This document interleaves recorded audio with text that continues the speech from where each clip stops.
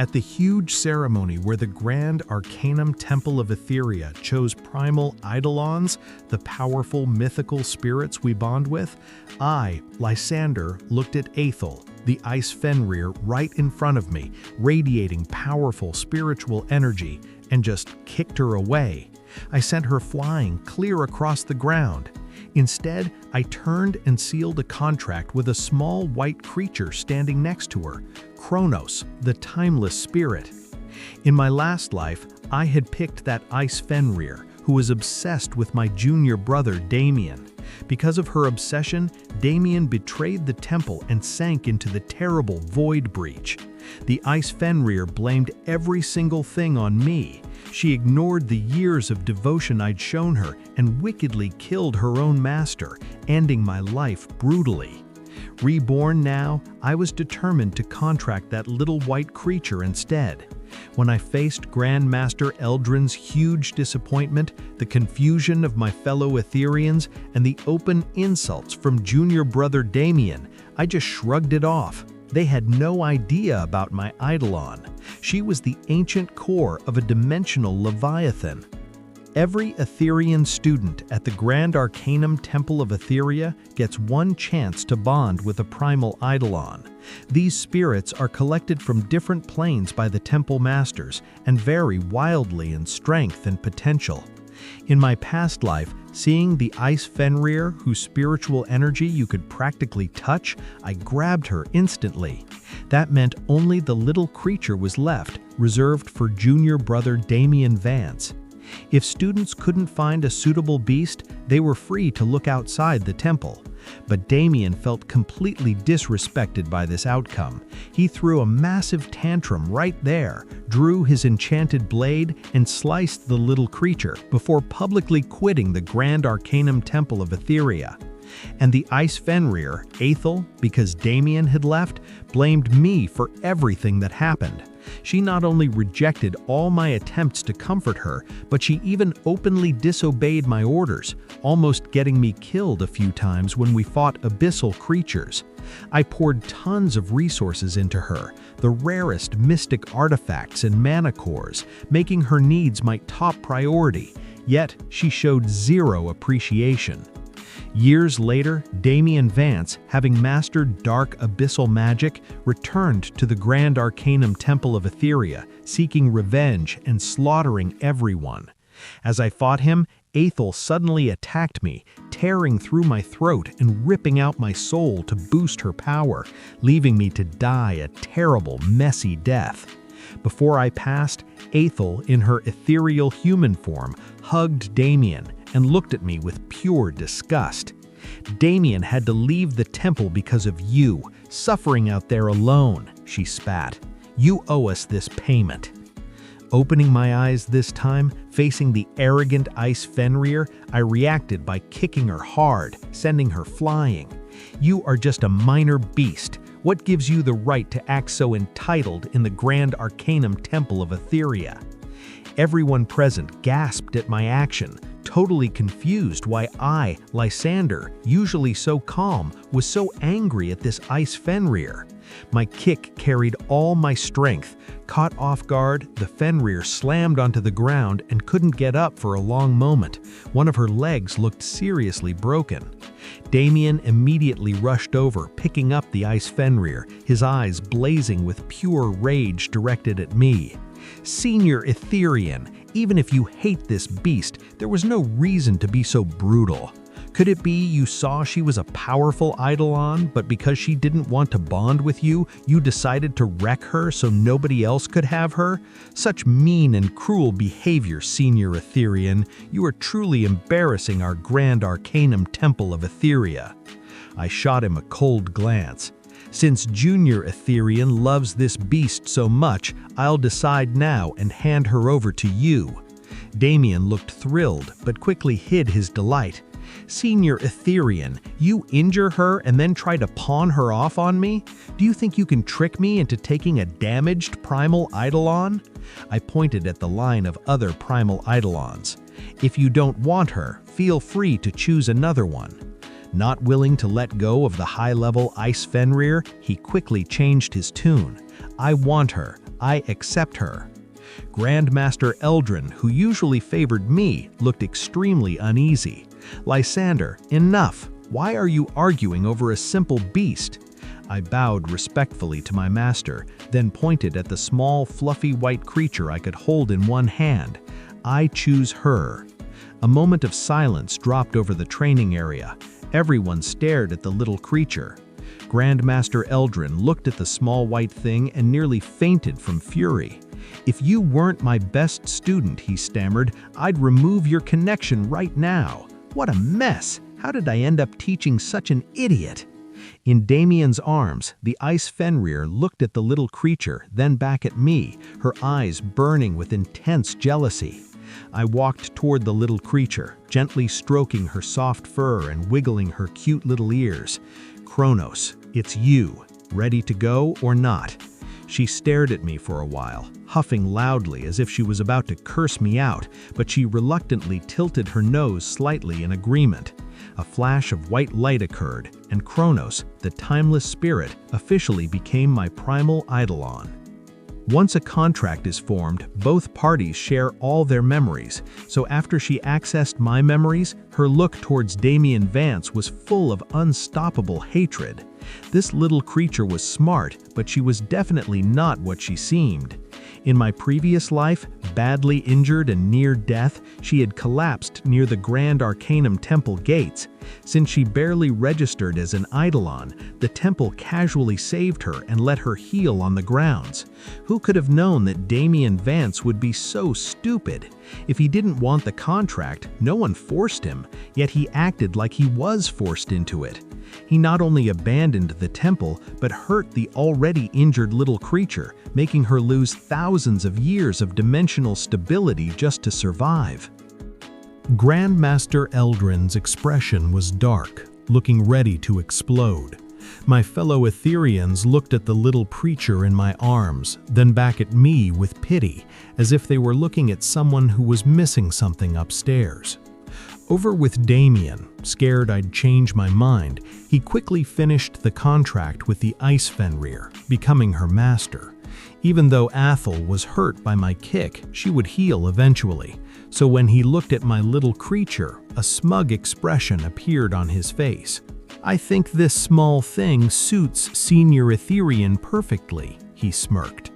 Junior Etherean knows Senior Etherean secretly wanted this Fenrir, but chose this ugly pet to save face. If Senior Etherean regrets it, Junior Etherean is happy to give the Ice Fenrir to you. He was trying to play the good guy after getting exactly what he wanted. He already had the contract with Athel. Breaking it required one of them to die. Saying this now was just a fake attempt to look kind in front of everyone. The little creature in my arms started kicking wildly, looking ready to jump out and headbutt him. I quickly patted her a few more times to calm her, telling her to wait. The next moment, I made sure I spoke loudly enough for the whole temple to hear. "Junior Etherean, don't talk nonsense. You're making it sound like I was desperate for this Fenrir. Let me tell you the truth. Senior Etherean completely hates Fenrirs. This annoying pest is not only disobedient, but she also smells funny. Don't be fooled by her white fur. She's probably covered in abyssal fleas. Absolutely disgusting." "Done." I patted his shoulder. "Junior Etherean, if you love her, keep her. Senior Etherean definitely does not want this nuisance." I made sure that awful Ice Fenrir heard every word. This creature was terrible. In my past life, I spoiled her with every rare artifact I had. While she enjoyed all the benefits of my work, she completely despised me. After getting her human form, she even argued with me constantly. In the end, when Damien attacked the temple, she was the first to stab me in the back, turning at the worst time to rip out my throat. For a beast like that, if I had a rock, I'd split it in two and hit her twice. I called my little creature, and we left the training area. As we passed Damien, the Ice Fenrir suddenly limped over to block my way. My little creature wasn't having it and jumped up, ramming into her. Athel desperately tried to dodge, but because of her injured leg, the little creature grabbed her long tail and bit off a chunk of fur and skin. Athel yelped, hopping on 3 legs and instinctively scratching Damien across the face. An ancient dimensional Leviathan core indeed. She's got attitude. Back in my room in the quiet mountain area, we sat facing each other to clear the air. The little creature looked around my small hut and snorted coldly. "It's amazing you managed not to just kill that Fenrir cub with one magic attack." I stared at her. "Watch your tone. Some things should stay private. With your high status, don't just spill everything." "What are you talking about?" she demanded. "Stop playing dumb," I shot back. "You saw everything when we formed the contract. Did you seriously think you could hide your identity from me?" A sneaky light appeared in the little creature's eyes. "What if I did?" "Our connection is complete now," I said. "We don't need these games. You don't want to repeat the past, losing thousands of years of dimensional stability and having to fall into the abyssal path for power and revenge, do you?" The little creature was actually the badly hurt core of a dimensional Leviathan in the past, found injured by an elder. She had hoped to heal quietly at the temple. Surprisingly, Damien Vance attacked her during the contract ceremony. Unprepared, she was hurt and only survived by sacrificing centuries of stability. From that moment, she was forced onto a dark path, looking for revenge on Damien.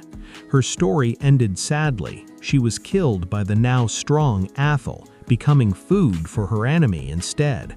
She bounced up angrily. "If I wasn't so damaged right now, I would have eaten that annoying Fenrir head." I was silent, watching her tiny, constantly moving mouth. I couldn't imagine how she would eat a Fenrir head. "Keep your voice down. Do you want the whole place to hear you?" I quickly scooped her into my hands, petting her back and forth. She stretched out happily, rubbing against me.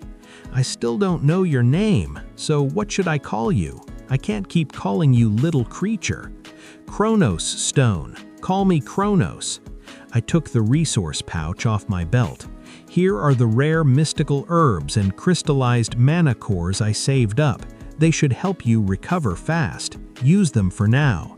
"All for me? What about you?" she asked. "You're a dimensional Leviathan core.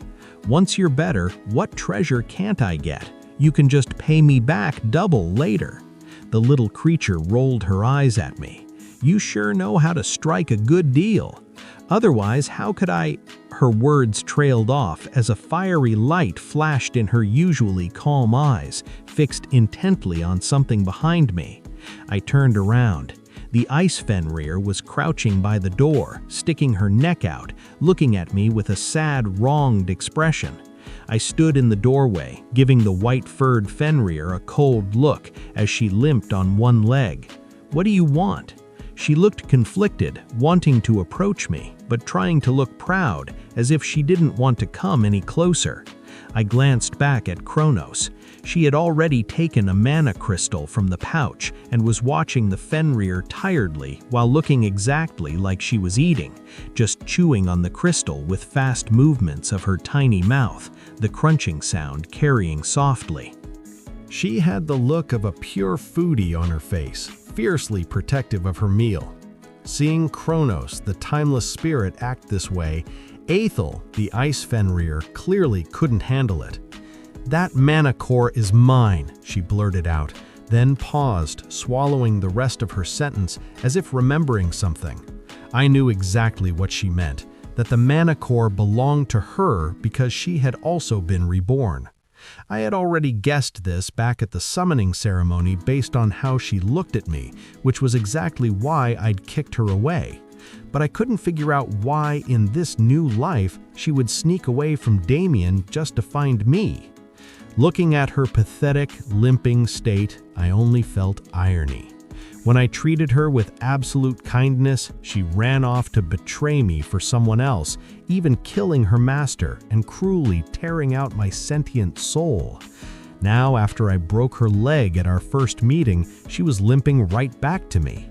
This Fenrir truly was contemptible. "Shouldn't you be with your master?" I asked. "What brings you here?" The word master set her off immediately. "He is not my master," she shot back. "Oh," I said, turning to walk back into my dwelling. "Then hurry up and do whatever it is you need to do. Don't linger at my gate. I find your presence dirtying." She lifted her head, looking at me with genuinely shocked eyes. "Lysander, why didn't you choose me earlier?" I was exasperated. "Huh? Are you all right? Why on earth would I choose you? Because you're a demonic Fenrir, or because of that holier-than-thou attitude of yours? Remember your position. You're just a creature taken in by the Grand Arcanum Temple of Etheria. You had better adjust your attitude. I was choosing a powerful Primal Eidolon, not adopting an ancestor to worship. I have no habit of coddling entitled creatures." I slowly walked back toward Kronos, reaching out to stroke her soft fur. She closed her eyes contentedly, rubbing against my hand. "See this? This is what a Primal Eidolon should be. One who will treat me wholeheartedly, one I can trust my back to, not some ungrateful curse that constantly gives her master attitude. Understand?" Aethel was speechless. Her gaze toward Kronos was once again tinged with that soured jealousy. A sharp, angry cry shattered the courtyard's peace from right behind her. "What in the void are you two doing?" Turning toward the noise, we saw junior brother Damian Vance standing behind Aethel, his eyes full of suspicion aimed at me. Students from neighboring courtyards heard the commotion and came out to watch. Seeing the growing crowd, Damian recalled the usual respect the others showed me versus the disdain they showed him, and his resentment festered. He questioned me sharply. "Senior Etherian, since you already abandoned this white Fenrir, I expect you to conduct yourself with dignity. Don't be greedy, wanting both what's in your bowl and what's in the pot. If you couldn't bear to part with my white Fenrir, you should have said so earlier in front of Grandmaster Eldrin and everyone else. Why try to secretly lure my Primal Eidolon away now?" Cuddling Kronos, I let out a light chuckle. "See? Which eye of yours saw me luring away your Primal Eidolon?" He pointed at Aethel beside him. "The evidence is right here. My white Fenrir came all the way to your courtyard and you still deny it." "Deny what? Your Fenrir came to my doorway begging for food on her own. I haven't even dealt with you for failing to control her, and now you're accusing me first. Does any Primal Eidolon wandering to my gate mean I'm a thief coveting others' companions? Or perhaps, junior brother, you're afraid you can't afford to raise this white Fenrir, so you two cooked up this scheme to come extort me. Junior brother, this Fenrir is a high-level Primal Eidolon. She requires vast amounts of rare resources, not just leftover scraps mixed with cornmeal like some stray dog. If you can't afford her, if you begrudge the treasures in your pouch, you shouldn't have chosen her in the first place, forcing a high-level beast to live poorly with you." Damian had joined the temple late and was still only at the late aether refining stage, nowhere near the astral core threshold. Raising a high-level Primal Eidolon now was like a temple handyman with only 3 pennies trying to raise a money-devouring creature. My gaze fell on Aethel beside him. "Aren't you capable of speech? Tell us yourself, did I lure you here?" The damned Fenrir chose this moment to play mute, wrapping her tail around Damian's leg and looking at me with heartbroken eyes as if blaming me for dragging her into this. Kronos, the timeless spirit, remained completely silent, just crunching relentlessly on her crystal. Crunch, crunch. I patted Kronos' small head.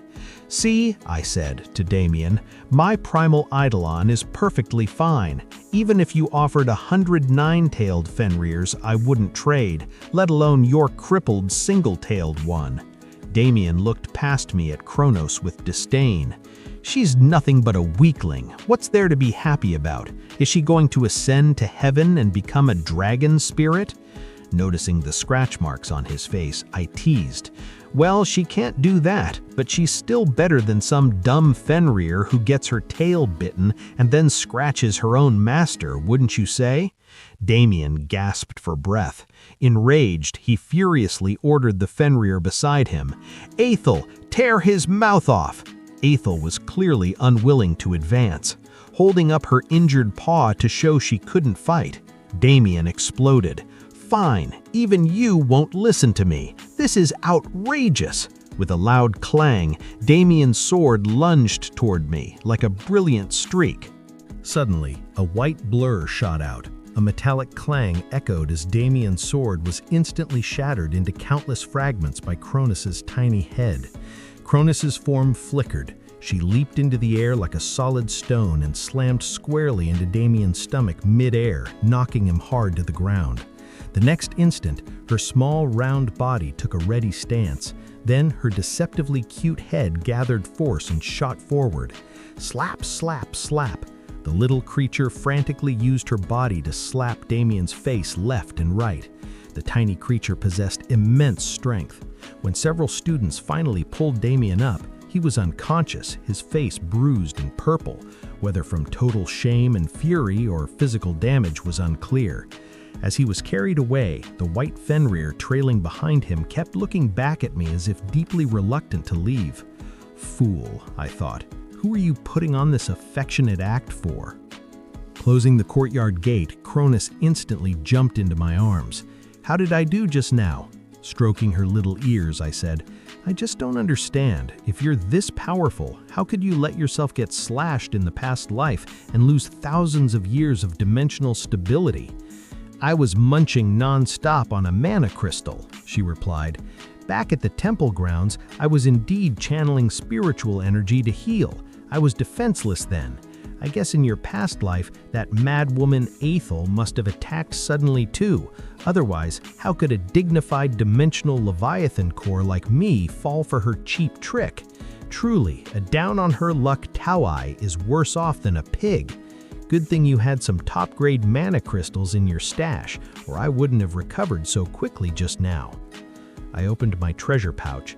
The few rarest, highest-grade mana crystals were all gone. Wow, you devoured them all. Does that pain you? She asked. A little, I admitted. But you recovering sooner is more important than anything. You promised me you'd pay back double for everything you ate. She nodded her tiny head with effort. I wanted to scratch her chin, but realized tiny creatures don't really have necks. It proved that the superior tier is always superior. Ancient dimensional Leviathan cores recover faster than other Primal Eidolons in everything they do. In just 1 month, she had recovered 70 to 80%. The aura of a top-tier Primal Eidolon began to faintly emanate from her, a stark contrast to her miserable fate in the previous life.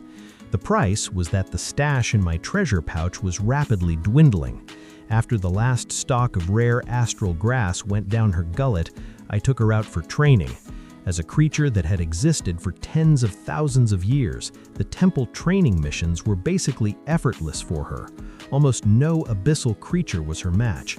The hardship fell on me, her master. She would often suddenly dive into my pocket, forcing me to face ferocious abyssal creatures alone. In her words, I was simply too weak. If I didn't improve myself, I would eventually hold her back. Thanks to her methods, my initially depleted treasure pouch, much like my own aether refining level, gradually began to fill up again. The result was that every time I returned from training, I looked like a refugee fleeing disaster. Several times I was almost stopped at the temple gate by the students on duty, mistaken for a beggar. Luckily, the little creature in my hand was highly recognizable, saving me a lot of trouble from interrogations. One day, just as I was about to take Cronus out, a student ran over frantically. "Senior Etherean, it's terrible! Junior brother Damien injured our 13th brother Liam Ashworth on the training grounds." When I arrived with Cronus, the training ground was already surrounded by people. 13th brother Liam was on the ground, his primal eidolon, a mossbuck, spitting blood and weakly lying in his arms. Opposite them stood Damien Vance, his face frosty, clutching a water blue flower, the very lake-light flower I had given Liam yesterday. A woman in a white dress stood protectively in front of Damien, a long blade strapped to her back. Her silver hair was soft as white snow, her skin pale as polished jade, shimmering with an alluring halo, yet giving off an impression of icy purity. Her eyes were lively and captivating, her long lashes trembling like feathers. A seductive expression played on her face as she seemed to tease the onlookers. Who else could this flashy figure be but Ethel, the Ice Fenrir in human form? I couldn't believe she had achieved human form in just a few months. Truly a disgrace to the Fenrir lineage.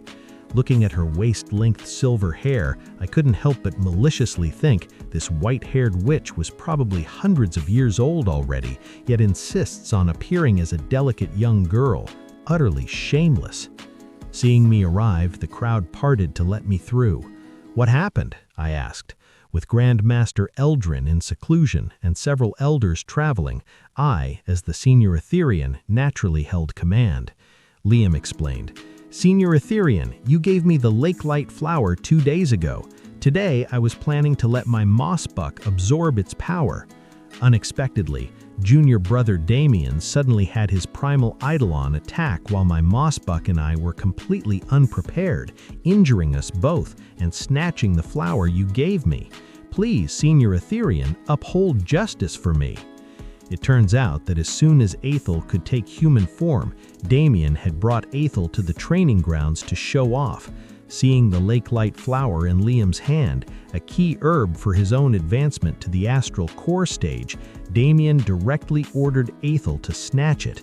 I had recently acquired many resources, so as the senior Etherian, I'd shared some materials with those in need, pointedly excluding Damien and Ethel. Ethel, still new to her human form, couldn't control her strength in the hasty attack, severely injuring both Liam and his mossbuck. Faced with the crowd's accusations, Damien showed zero remorse. Instead, he had Ethel shield him, leading to the current standoff where fellow students blocked their path.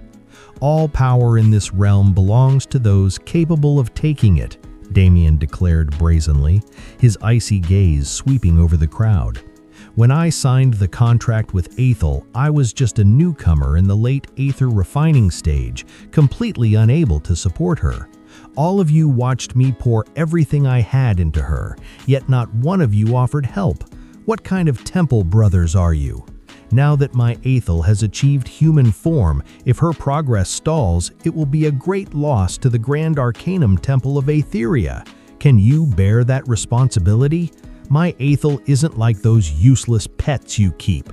What's wrong with me using some of your materials? Instead of wasting them on those good-for-nothing beasts, giving them to my Ethel is actually preventing waste in the future. Under my leadership, when the Grand Arcanum Temple of Aetheria becomes the #1 power in the world, you'll probably be thanking me." His gaze fell on Kronos beside me, dripping with contempt.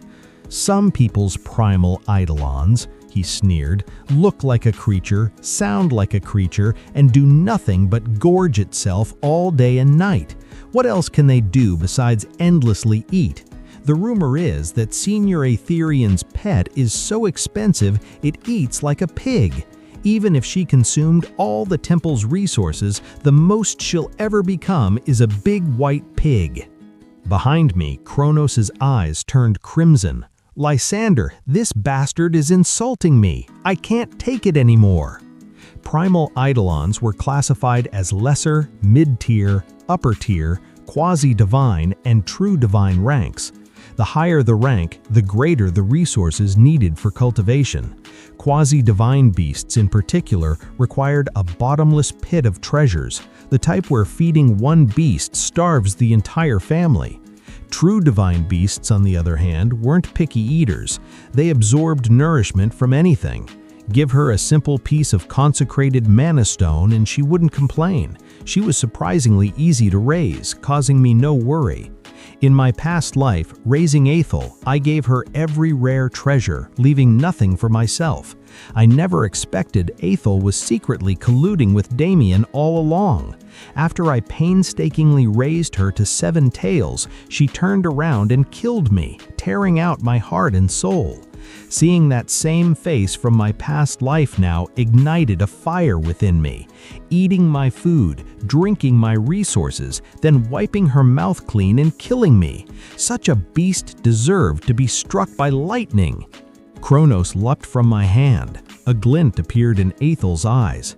Being reborn, she naturally knew the true identity of the little creature before her.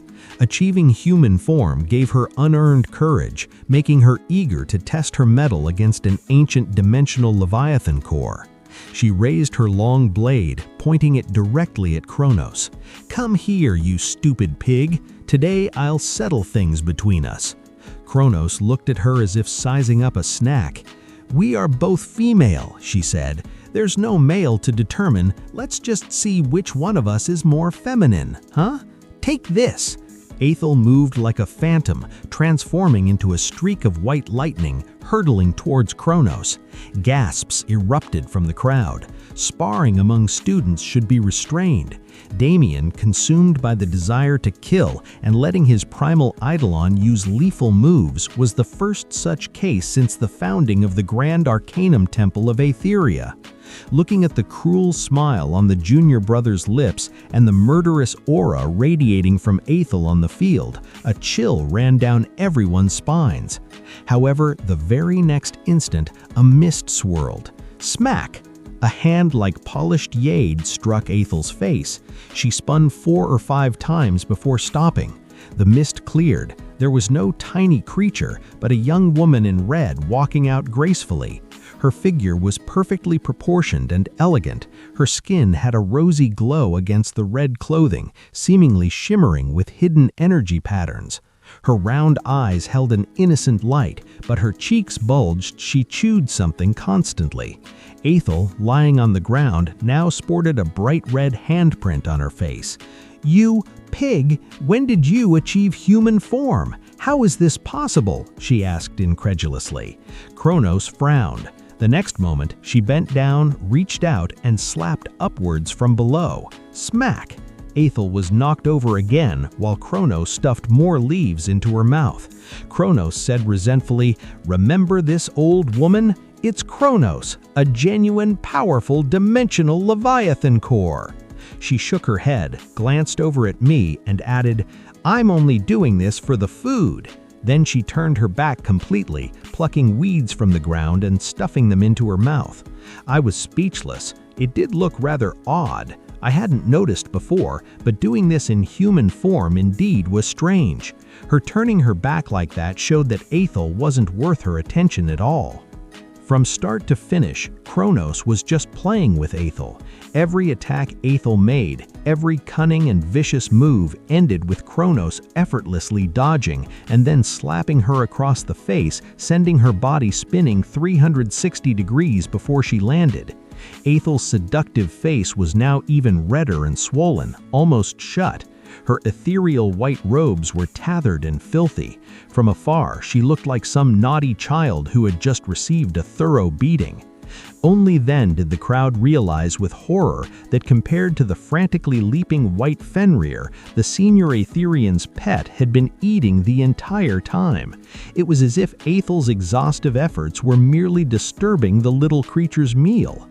Now seeing Aethel utterly defeated, Kronos transformed back into the little creature and happily resumed foraging. Damien's face grew darker, his glare wishing he could cut me down with his blade. "You cheated," he accused furiously. "Feeling amused?" I asked in front of all our fellow students. "Junior brother, tell everyone how I cheated." You, he stammered, unable to form a coherent argument. Finally, he opened his mouth and started ranting publicly.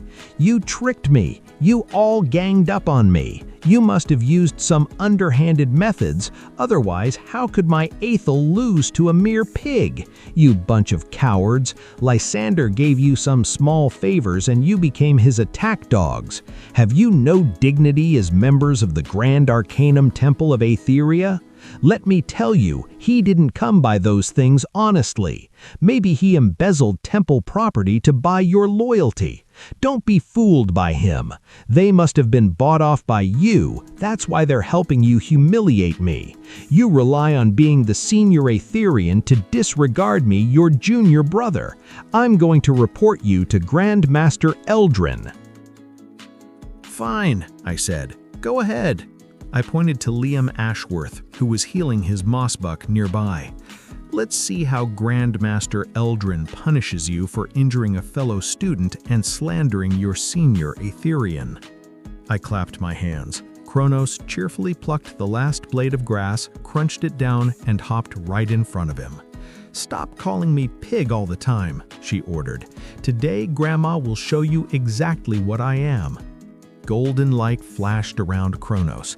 Mist swirled, engulfing her completely. The next moment, a pair of golden pupils appeared within the dense fog. A true divine beast, shaped like a creature with a dragon's head and a serpent's body, materialized in the center of the field. Two horns like raw mana crystals protruded from her forehead, her golden eyes flashing, making the horns seem incredibly vibrant. Her body was covered in silky smooth white fur, fine and soft, flowing gently with her every movement.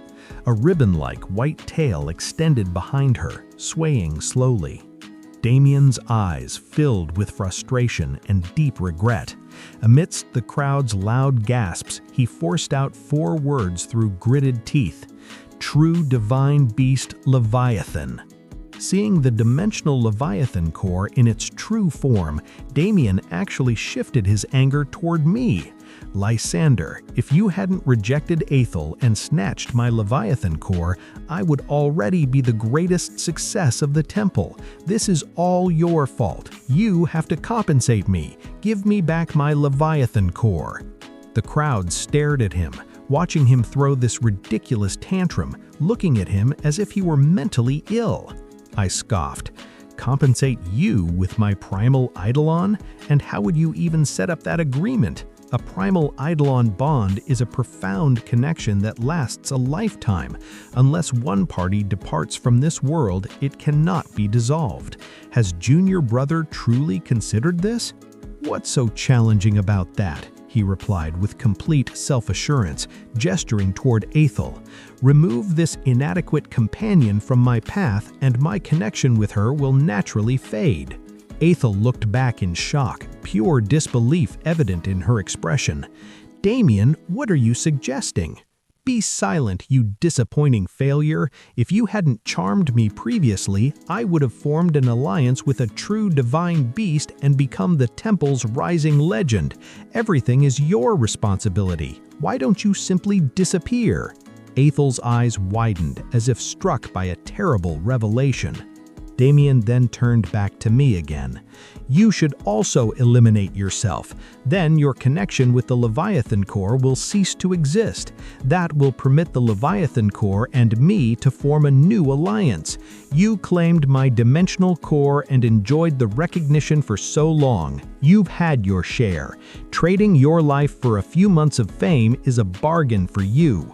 The crowd erupted. Everyone pointed at Damien, cursing him vehemently. "You are truly shameless. Having a student like you is a disgrace to the entire temple. You were the one who looked down on the dimensional Leviathan core back then. Now you twist the facts and say Senior Aetherian stole your beast. Do you have any shame? You don't even care about your own Primal Eidolon's life. What right do you have to be in the Grand Arcanum Temple of Aetheria? Why don't you just die? Any beast contracted to you would have drawn the worst luck for 8 lifetimes. Damien Vance, get out of the Grand Arcanum Temple of Aetheria." Amidst the overwhelming shouts, Aethel, the Ice Fenrir, wiped the blood from her mouth. She gave one last desperate look at the surrounded Damien Vance and transformed into a streak of white light, disappearing from the training grounds. Aftermath and family. Grandmaster Eldrin stripped Damien of his cultivation power and expelled him from the temple. This time, no amount of shouting or pleading swayed the Grandmaster. After that day, Aethel vanished without a trace. Her bond with Damien couldn't be broken unless one of them died. Grandmaster Eldrin stripped Damien's cultivation precisely so he would live out a normal human lifespan, thus freeing Aethel sooner. After all, Primal Eidolons live long lives. Decades pass in the blink of an eye. Once Damien died, the bond would naturally dissolve, and Aethel would be free to decide her own path. The Leviathan core turned back into the small creature, often found lounging lazily in my courtyard, basking in the sun. Grandmaster Eldrin's attitude toward me had completely changed. "Truly my student," he exclaimed. "The pupil surpasses the teacher. Such incredible foresight to bring even an ancient dimensional Leviathan core under your wing. Indeed, a great master produces a brilliant student. Ha ha!" I respectfully served him tea. "Next time you praise me, perhaps you could just praise me without including yourself." He took a sip of tea and nearly scalded his tongue. "Don't make it so hot next time," Grandmaster Eldrin grumbled. "Yes, Master," I replied. Grandmaster Eldrin cleared his throat, glanced shiftily at the little creature in the yard, then looked at me mysteriously. "Ahem, I shook my head firmly, also humming in response. He was clearly trying to arrange a marriage between me and the little creature in the yard. Unfortunately, I had zero romantic interest in her. Grandmaster Eldrin was destined for disappointment. After the Grandmaster left, the little creature lifted one eyelid to look at me. "What did that old busybody say to you?" I scooped her up, feeling the warmth of her fur. "Oh, he wants to set us up, wants you to be the temple's daughter-in-law." I felt her body tremble slightly in my arms. In a nonchalant tone, she asked, "So what did you decide?" "Firstly," I said, "I'm not interested in elemental sprites or water spirits. I view all creatures, primal eidolons, divine beasts, abyssal fiends, and normal animals exactly the same. Secondly, you're so tiny and cute. My conscience wouldn't allow it." Kronos snorted. "Grandma here is a fully grown dimensional Leviathan core, thank you very much. Besides, plenty of people in your grand arcanum temple of Etheria end up partnering with their own primal eidolons." I shook my head vehemently.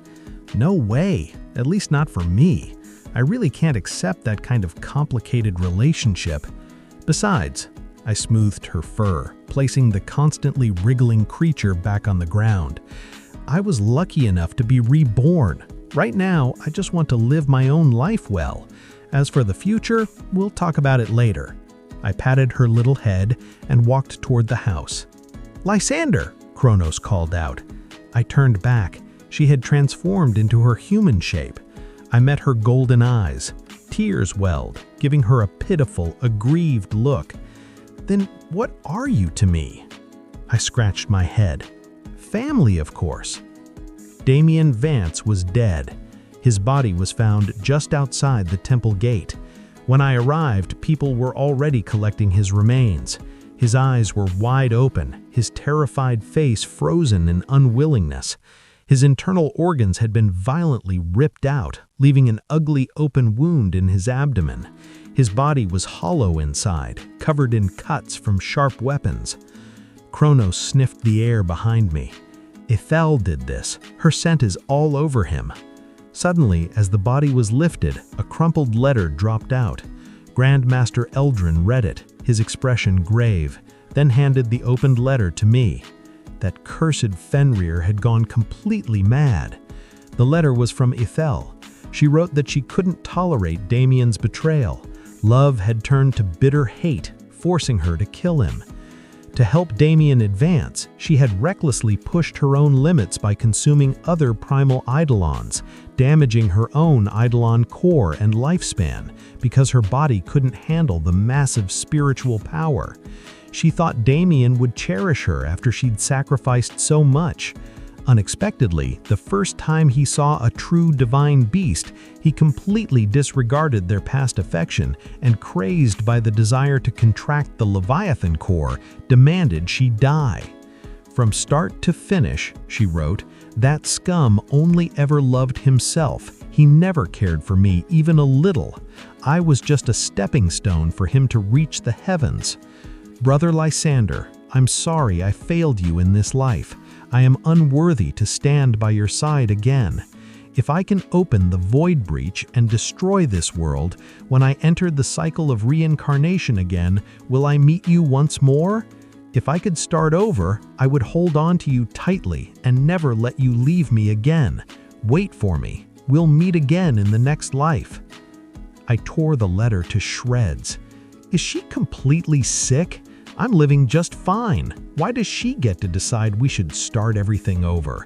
She's had enough of living, but I haven't. Kronos said, "Let's go to the void breach."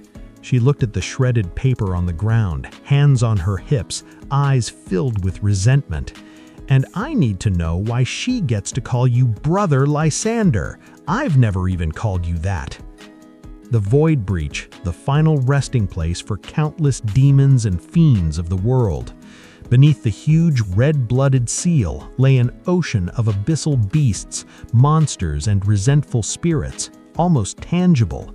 If the seal failed, a legion of ghosts would walk the night, turning the entire human world into a lifeless wasteland.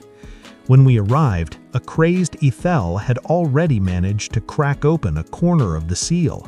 She was enveloped in blackish-red abyssal miasm, her eyes crimson, barely distinguishable from the demons inside the rift.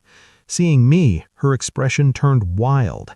"Lysander, don't you see? We can start over very soon. This time, you have to choose me, understand? If you dare betray me, that bastard Damien's fate will be yours."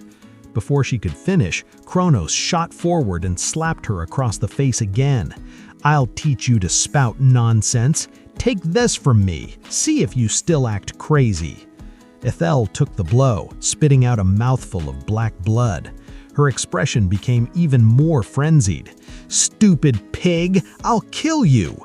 She reverted to her true Fenrir form. Kronos also revealed her Leviathan core form. They tumbled together, clawing and biting, engaging in primal combat. I held my sword, hesitant to strike for fear of hitting Kronos. As the two beasts rolled near the damaged seal, a sharp crack sounded. The entire seal fractured like spiderweb-cracked ice. Wisps of black energy seeped through the fissures, drifting toward the fighting pair. "Kronos, come back!" I shouted urgently. Hearing my voice, Kronos noticed the black energy now dangerously close. She slammed into Ethel. In the instant they pulled apart, she shifted to human form and teleported back to my side. Ethel tried to pursue but found herself bound by the black energy. Dark tendrils began seeping into her body through her senses. Looking at me with a desperate mix of despair and hope, she screamed, "Lysander, wait for me! Choose me! You must choose me! Remember, I am your destined Primal Eidolon!" The black energy totally engulfed her. She let out agonizing screams, her body contorting violently in pain. Finally, the black energy dispersed. She had been sucked dry, reduced to a desiccated corpse that crumbled onto the seal, turning into a puff of ash. At the exact same moment, the void breach seal shattered like fragile glass, exploding into countless fragments. A torrent of demon souls and evil ghosts surged out like a broken dam. My fellow students were terrified. Many Primal Eidolons were frozen in fear, losing their senses. Grandmaster Eldrin's sword trembled in his hand as he looked up at the horde blocking the sky. "It's over," he murmured. But amidst the disaster, I raised my sword high, its edge glowing brilliantly. pushing back some of the darkness. "Master!" I yelled. "Giving up now truly is the end!" Grandmaster Eldrin snapped back to reality, his gaze firming. "Form ranks!" he bellowed. As if finding their anchor, everyone gathered around the Grandmaster. The students quickly formed a powerful battle formation. Intense spiritual energy flowed through it, creating a sturdy defensive barrier. The ghosts rushed forward with ear-piercing shrieks, pressing down like a black cloud, bringing a suffocating aura of terror. Students within the formation unleashed their abilities. Sword lights, powerful talismans, and magic spells intertwined, clashing against the crazy tide of demons. In the sky, a massive ghoul, looking like a tiger specter with blood-red eyes, opened its huge maw and lunged at the formation. I leapt up, my sword blazing with intense light, and struck downward. A powerful aether strike hit the specter. It shrieked terribly, its body rapidly dissolving into black smoke. The battle intensified, but the number of ghosts seemed endless. We knew the tide of demons would eventually overwhelm us, but no one retreated. This was the first line of defense for the human world, possibly the very last. As the students on the front line weakened, about to falter, the junior students, who had initially been terrified, cowering behind the others, stepped forward, their young shouts and battle cries filling the air. We weren't thinking about the meaning of resistance. It felt like destruction was inevitable, but we wanted to delay it even for just one more moment. Every second counted. Just then, a white light flashed from my embrace, transforming into a sharp figure, Kronos. Like a piercing sword, she dove straight into the ghost horde. Each strike carried potent spiritual energy. Ghosts disintegrated under her attacks. Protected by the formation, the other Primal Eidolons gradually regained their composure and followed Kronos into battle. A white serpent Eidolon breathed frost, freezing ghosts into solid ice statues. A golden lion Eidolon roared, shattering nearby demon souls. A celestial crane Eidolon shed countless feathers, healing the wounded students. Kronos transformed back into her full Leviathan core form. I stood right by her side, fighting shoulder to shoulder.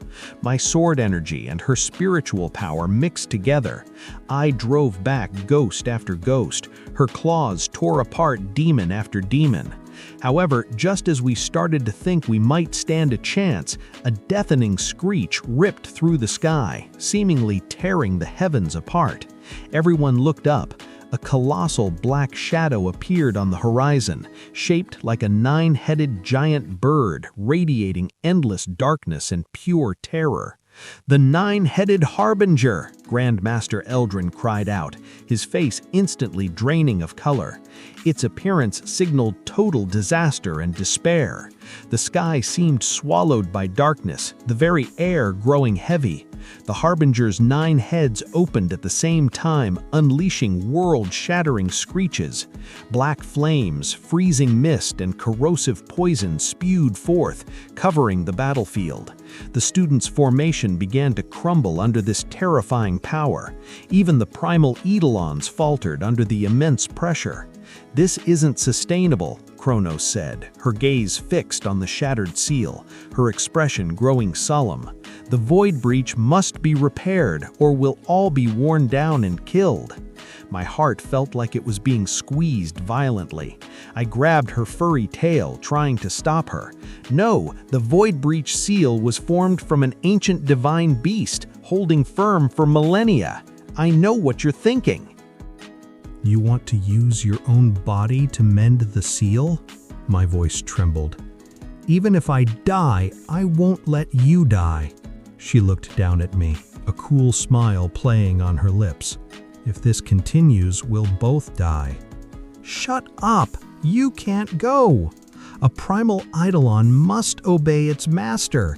If you dare disobey me, I'll abandon you," I commanded, though my voice shook. "Don't go. Even if we die together." Kronos' gaze softened. "All right then," she sighed. But the next moment, she flicked her head. The immense force sent me flying. Old-timer, catch! Grandmaster Eldrin caught me, clamping down hard on my wrist's pressure point, forcefully restraining me. Old-timer, take care of him for me. If even a hair on his head is harmed, I'll haunt your dreams every night demanding food. With that, she plunged into the demonic tide. Tears streamed down my face as I watched Kronos surrounded by vengeful ghosts. Bastard! Stupid pig! I'm your master! Who gave you permission to leave me? Kronos' lips curved upwards. You're not my master, Lysander. You were right. You're my family, and I have to protect my family. She gave me one last look. Lysander, goodbye. Then, without turning back, she dived straight into the endless abyss below. Cultivation Calendar Year 134. The Void Breach seal breaks. The true divine beast Kronos, the timeless spirit, sacrifices herself, becoming the new seal to protect all life in the human realm. Cultivation Calendar Year 136.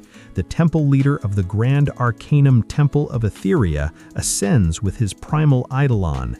Before ascension, he passes the leadership to his head disciple, Lysander Halcroft. Same year, Lysander Halcroft, temple leader of the Grand Arcanum Temple of Etheria, enters seclusion at the Mahayana stage. The following year, he emerges successfully reaching the Divine Transformation stage. Without the aid of a Primal Eidolon, he becomes the first person in the cultivation realm to achieve this. From then on, the Grand Arcanum Temple of Etheria opens its gates wide, recruiting disciples extensively, becoming the foremost sect in the cultivation world, bringing glory to the name. But I wasn't happy.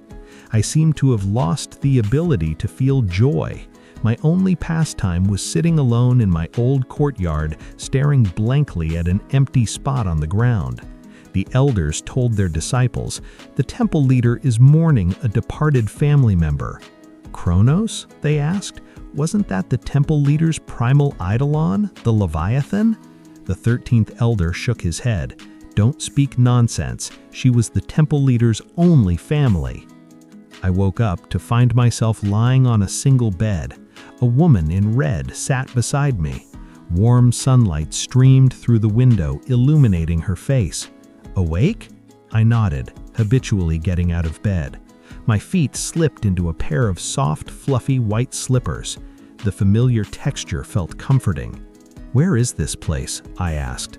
Probably the underworld, or maybe another world. Could be the immortal realm, too. I'm not sure. The woman looked into my eyes, smiling. Do you still recognize me? I shook my head. She explained, the sweet ending Kronos who died comes to this world. She works to earn rewards, saving money to buy a house. When she finally buys a home, she can ask the system to send her unique Lysander here to live with her. As for where the scum girl Aethel goes, I don't know. As she spoke, she grew a little downcast, her gaze filled with apology. It's a pity I'm still renting. It'll probably take many, many more years to afford a big house. She looked at me, a hint of guilt in her voice. Lysander, I'm sorry. At that moment, a mix of sorrow and joy washed over me. I pulled her into my arms, rubbing her small head fiercely. You stupid Leviathan, how dare you leave me? I think you're the scum girl. Kronos, why did you leave me? Why? Don't you know? Being that useless temple leader meant nothing. Every day felt meaningless, just wasting time. She gently nuzzled my neck. Lysander, leaving early, isn't it just for a better reunion? I miss you too. Every day. So much. Don't worry, I'll definitely buy a big house. I'll bring you over, so you have to wait for me. Remember, I will always be by your side. With that, she shoved me hard. Thud!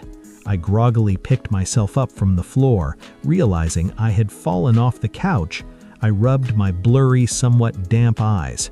It was just a dream. A faint scratching sound came from the door. I opened it. A little creature was pawing at the wood with its front paws. It probably didn't expect me to open the door suddenly and tumbled right in, bumping its nose on the floor, whimpering with teary eyes as it rolled around. It was a tiny, pure white creature. Its little ears twitched gently. Seeing me, it ran toward my feet on its 4 short legs and clamped onto my trouser leg, refusing to let go.